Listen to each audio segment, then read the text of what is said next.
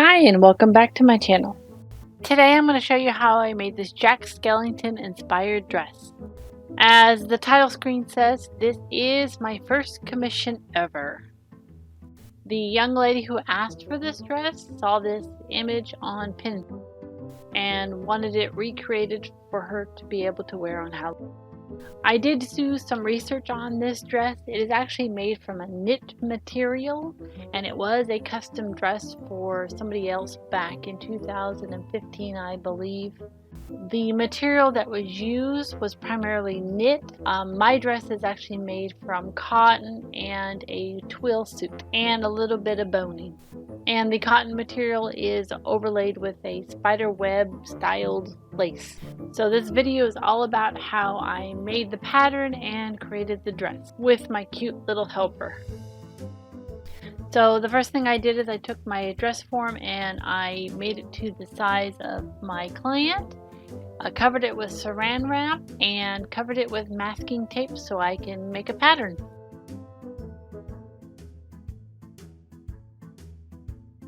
So I started drawing on the pattern I wanted on the dress form. One side is the pattern for the bodice of the dress. The other side is for the underbust corset I'll be making to go over the top. For the reference image I'm using, it is styled after a 50s halter top dress. My client did want a longer skirt than the original reference image.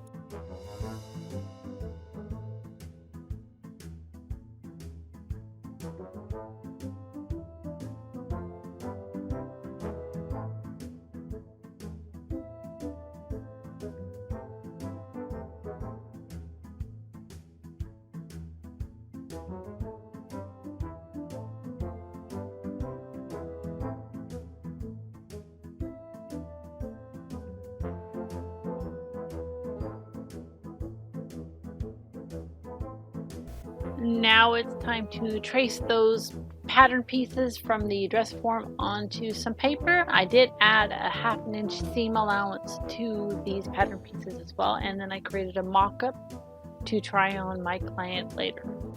This first set of patterns is actually for the underbust corset. The underbust corset will involve 4 pieces. The back piece will be cut on the fold, so it will be double its size. And it will have the front closure with the ties. The underbust corset will have a dropped waist, so it will hit below the waistline.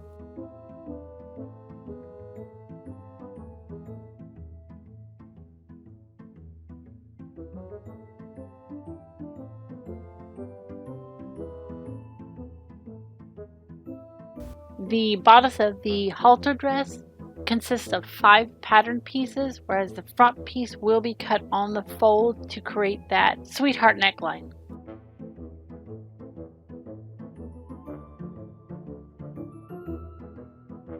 I also gave these pattern pieces a 1/2 inch seam allowance as well.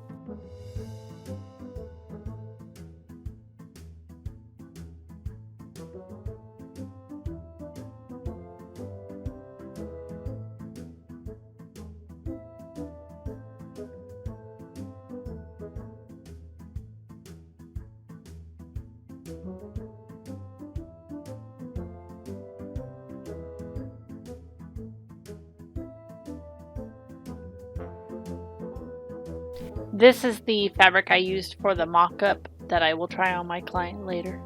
I did end up making a few mock-ups because the sizing wasn't correct and the chest area was a bit too large.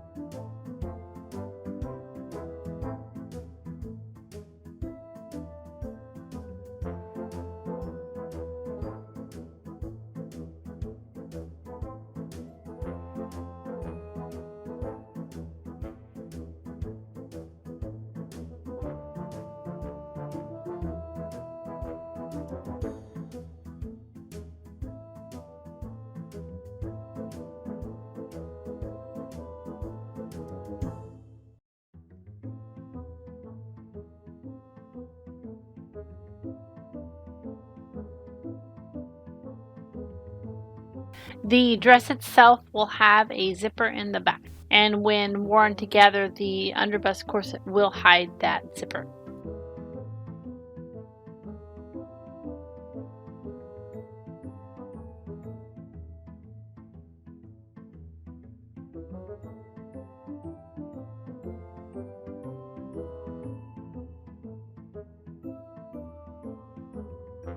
The halter dress will have a circle skirt, and this is the website I use to get my radius and my length for this circle skirt. However, I don't use the length part since every time I make a circle skirt, it's a different length than what they allow me. This website is nice because it will get your radius for you for your circle skirt. All you do is enter in inches or centimeters, how long you want the skirt, if you want a full skirt, half skirt, or quarter skirt, and the desired waist measurement, and then it will calculate everything for you. It will even show you diagrams on how to cut it out of your fabric.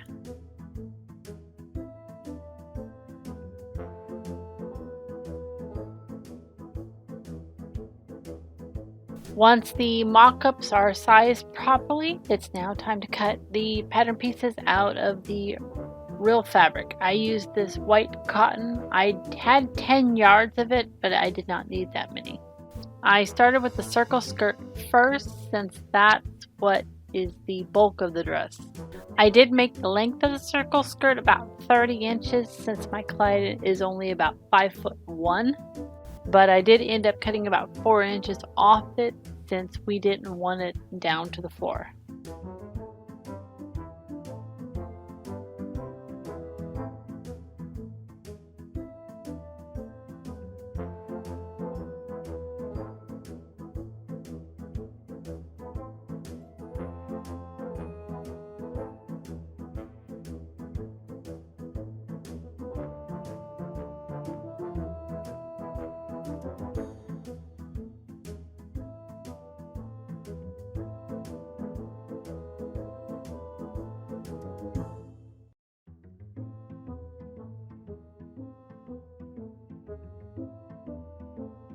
For the circle skirt, I didn't want the raw edges showing, so I did give them French seams.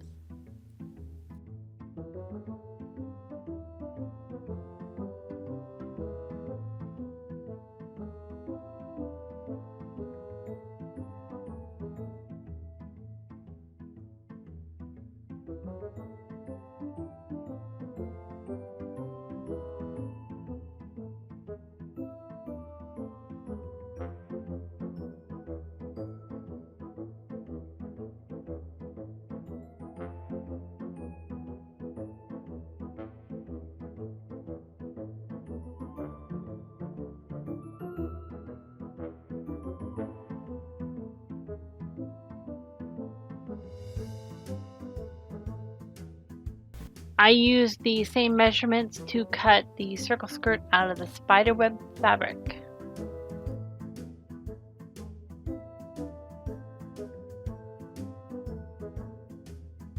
I did buy almost 6 yards of this spiderweb lace from Joann's. That's all that my store had. I ended up having to buy 2 more yards online, however, I did not need it.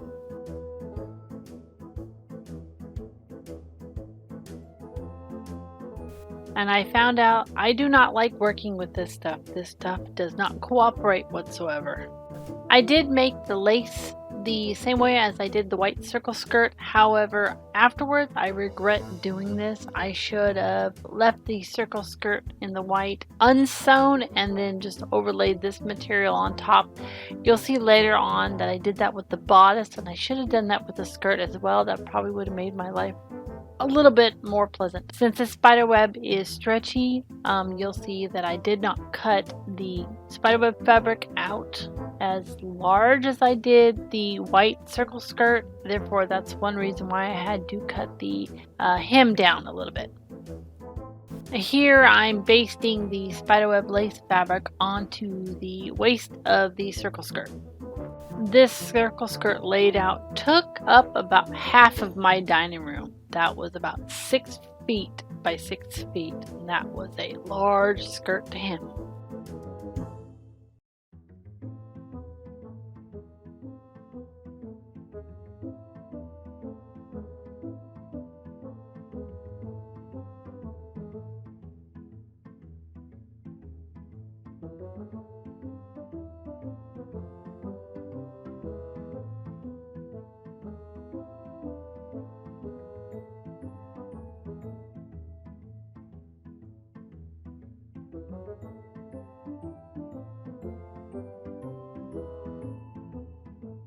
Now I'm cutting out the bodice of the dress. I did line the dress, so I'm cutting each piece out 4 times.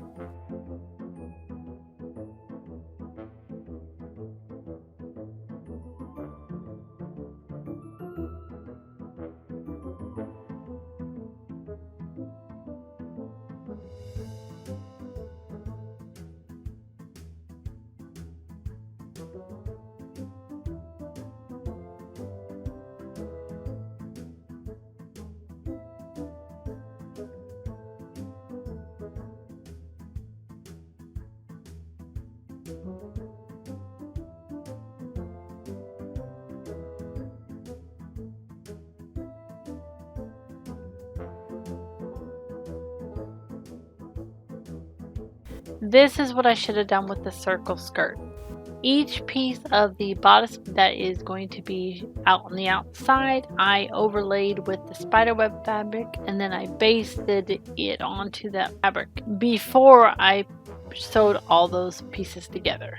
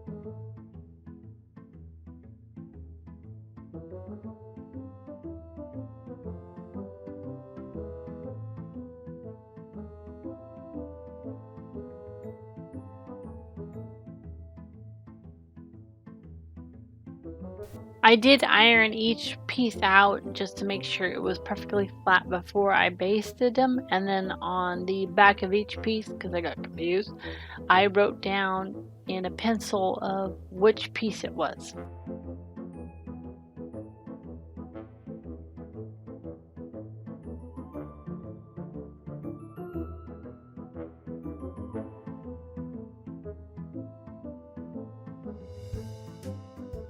And it's time for basting those spiderweb fabric onto the cotton, and then I will be sewing the entire bodice together.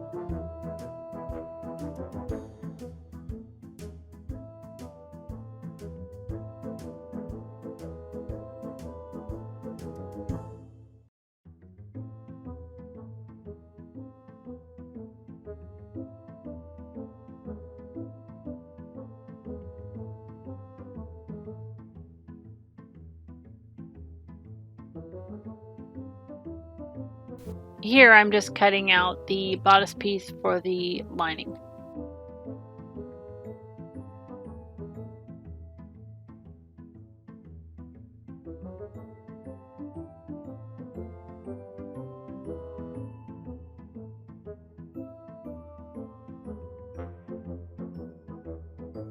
And once that's sewn up together, now it's time to attach the lining to the front bodice.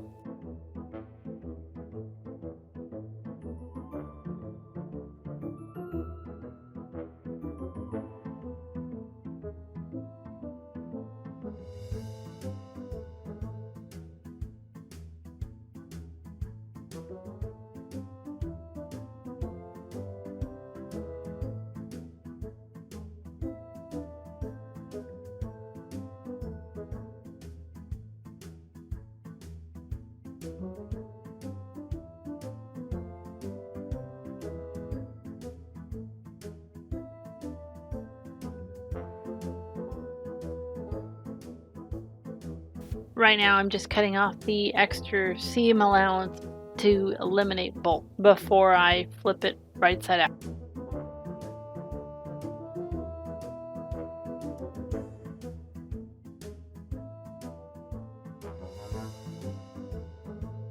I did give this a thorough press and then I top stitched it as well.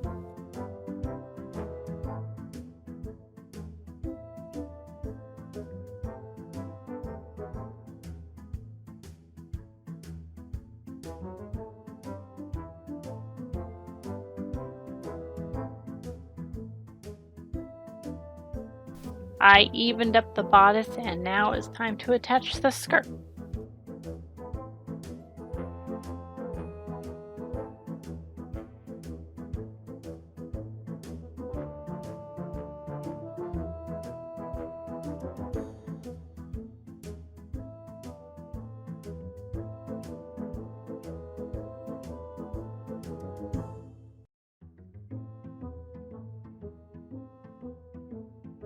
Later on, I didn't videotape it, but I did cover those raw edges up with some hemming lace. Here I'm just getting ready to attach the zipper to the back of the dress.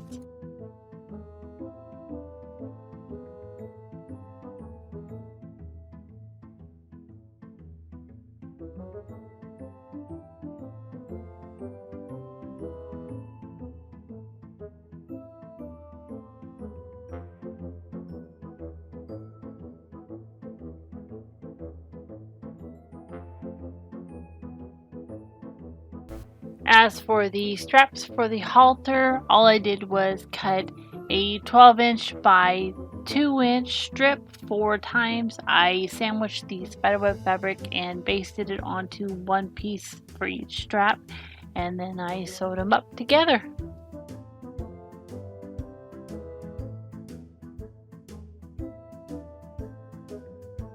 Here I'm just attaching the straps after sizing them on my client.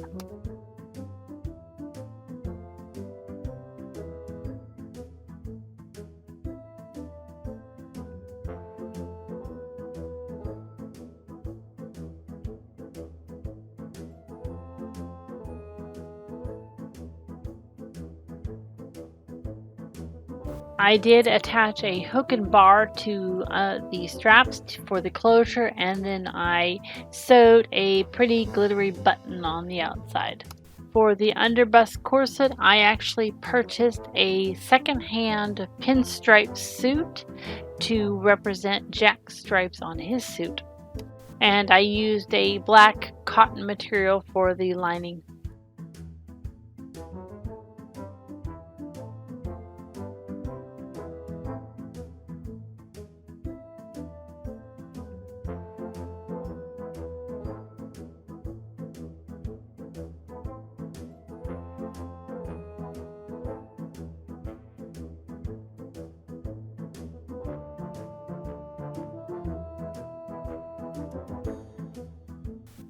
Cutting out this material, I had help from somebody who's gray and white and ornery.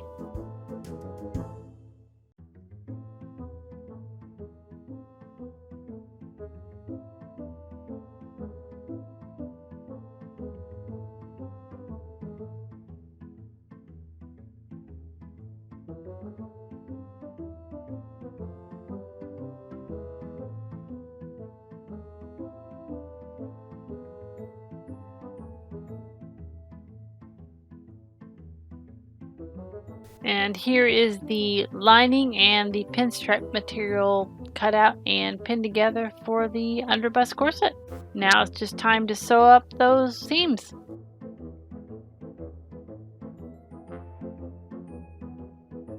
Once the lining and the suiting material were sewn up, I did sew the lining and the suiting material together, wrong sides to wrong sides, because I did use bias tape to cover those raw edges.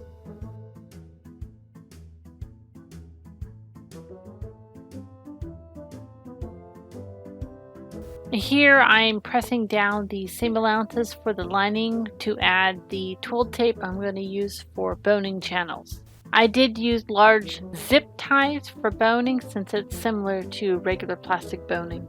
And since this underbust corset wasn't going to support anything, I didn't need to use steel boning for it. In a normal corset, I would put a layer of canvas in between the fashion fabric and the lining to give the fabric some support as well. But I didn't need to do that except for on the modesty panel. And that was mainly just to keep the shape of that panel. Now I'm just sewing up the channels onto the lining, and I'm leaving one end open so I can insert the boning.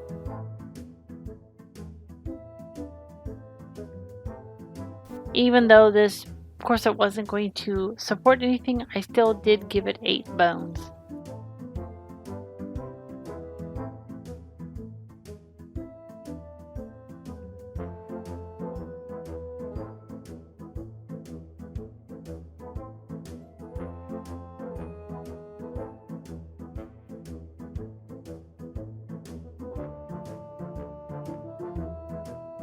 As far as the bones, I cut the pointy ends off one side just to curve it around, and then I measured them inside the channels and then clipped them, and then I cut the sharp corners off.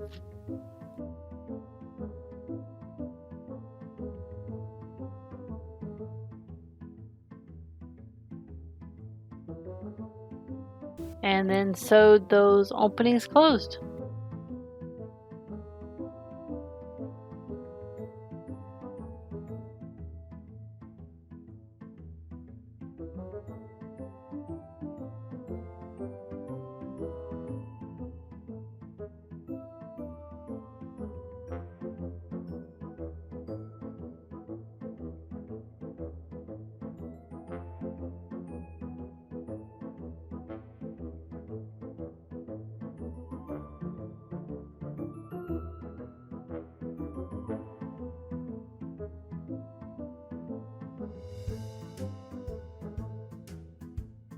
Once the bones are encased in their little holders, I sewed the fashion fabric onto the lining.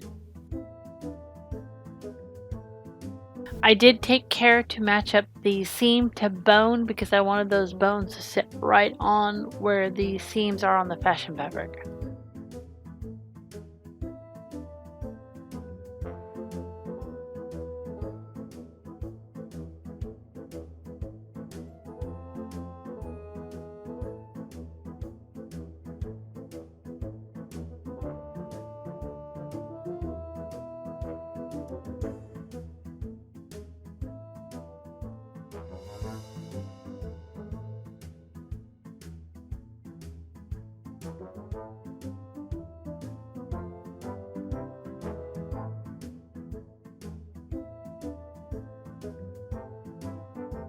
And I did sew this wrong side to wrong side and used bias tape to cover those raw edges.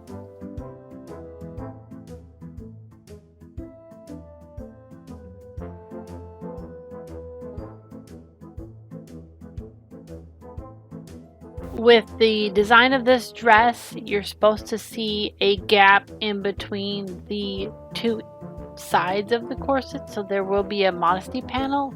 Here I'm just measuring out how big that modesty panel is going to be.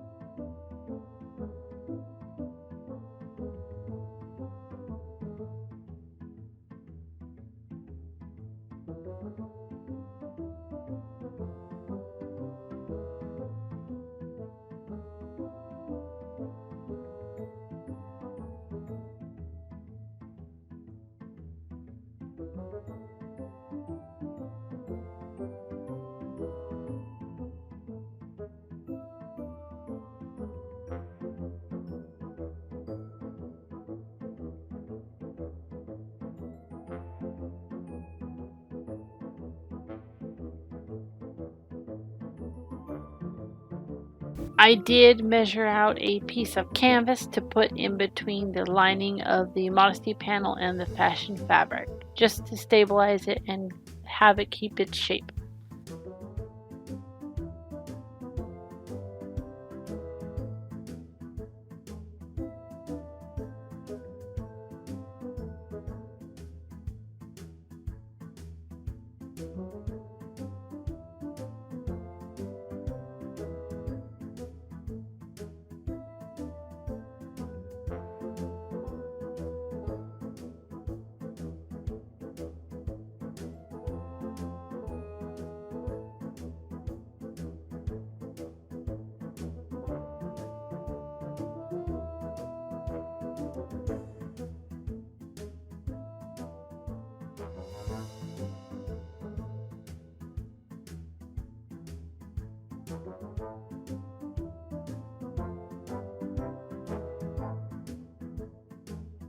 And I sewed that canvas material, lining, and fashion fabric together, and now I'm attaching it to the underbust corset.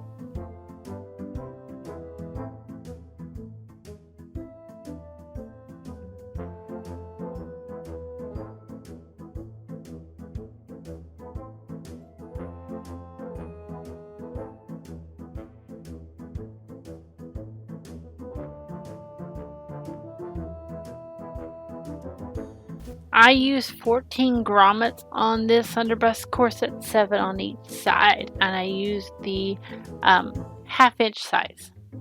If you do a lot of grommets, this grommet machine is the best investment I ever made. There's no hammering, there's no pounding, there's nothing. It cuts the fabric and puts the grommet in all in one press.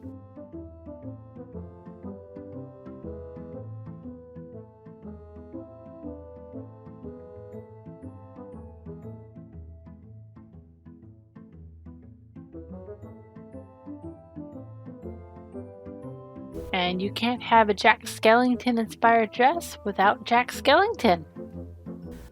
I painted this with my acrylic paints mixed with textile medium and some chiffon.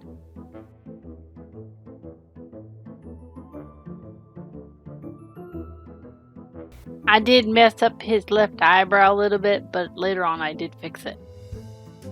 And the reason why I do that big black outline is because the paint acts as a fray check for the chiffon.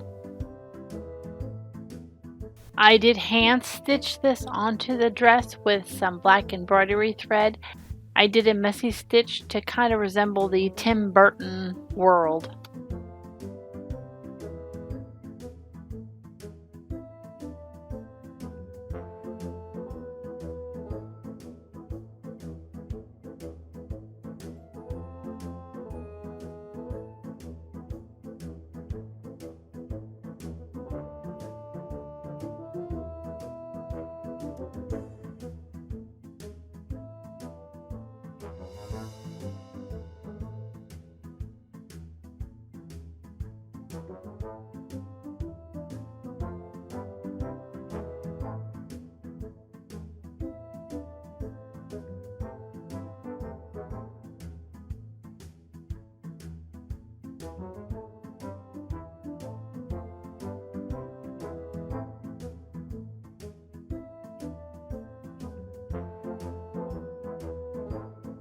And here is the dress all done. In total, this dress took me about 4 days to complete if I was working 8-hour days on it. In actual time, it took me 2 weeks because I do have an outside job outside of sewing. My client is in love with the dress, and I think the dress came out awesome, and I really want to make me one of these underbust corsets as well.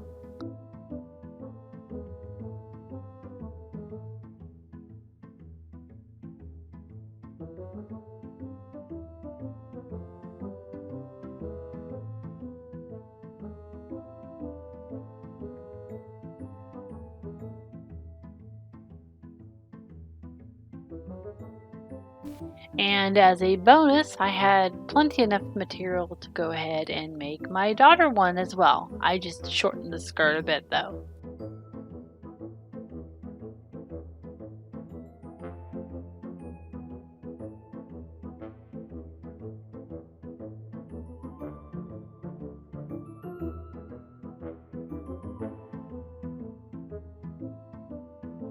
And for her underbust, I just used canvas instead of boning to give it some support.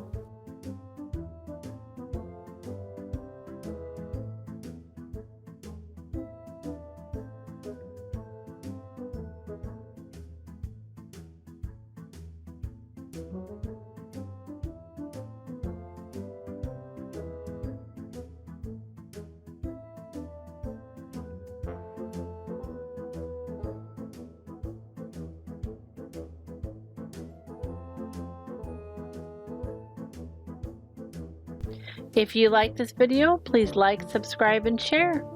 And I will see you next week. Bye!